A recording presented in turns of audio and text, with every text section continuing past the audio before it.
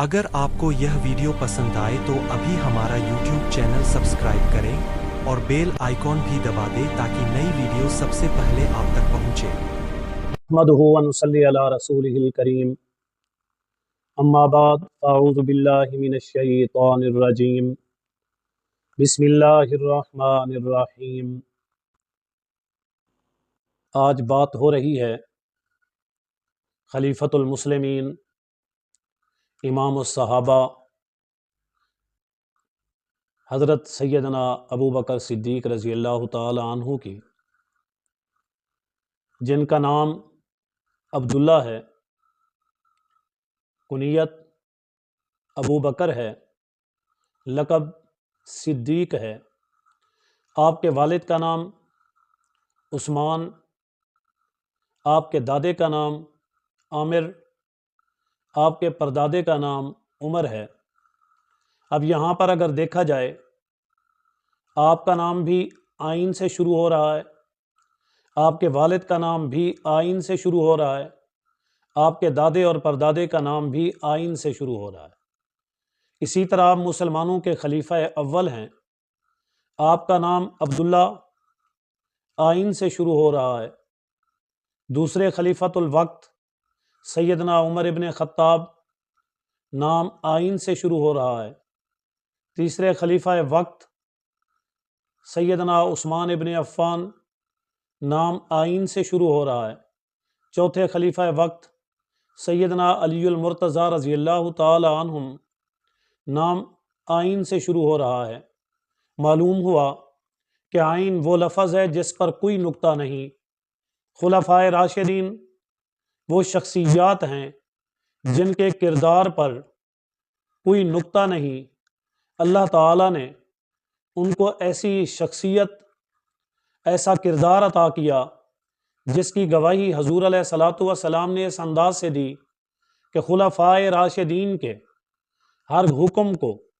ہر طریقے اور عمل کو، ان کے معاملات، اسلامی حکومت کے نفاذ کو فرمایا علیکم بسنتی، میری سنت کو لازم پکڑو، وسنت الخلفاء الراشدین المہدیین، اور خلفائے راشدین کی سنت کو، یعنی ان کے راستے کو بھی حضور علیہ الصلوۃ والسلام نے وہی اہمیت دی، وہی نام دیا جیسا اپنے راستے کو دیا۔ تو سیدنا صدیق اکبر رضی اللہ تعالی عنہ کا یہ نام اور خاندان کی پہچان اور تعارف ہے۔ اگر ہم ان کی زندگی کو دیکھیں تو ان کی زندگی کے اندر اسلام سے وفاداری، اسلام سے محبت، اسلام کے ساتھ دل لگی اس انداز سے سمجھ جاتی ہے۔ اگر معاملہ اپنی جان پیش کرنے کا آیا، انہوں نے کسی بھی جگہ اپنی جان دینے سے دریغ نہیں کیا، پیچھے نہیں ہٹے،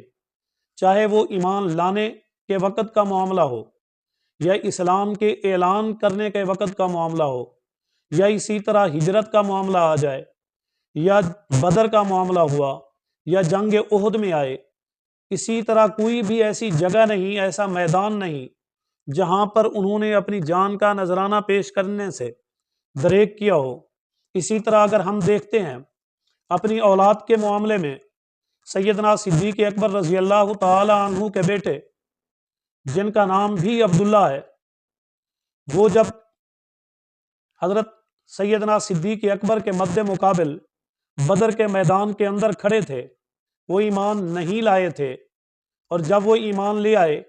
تو ایک دن بات ہونے لگی تو بیٹا کہنے لگا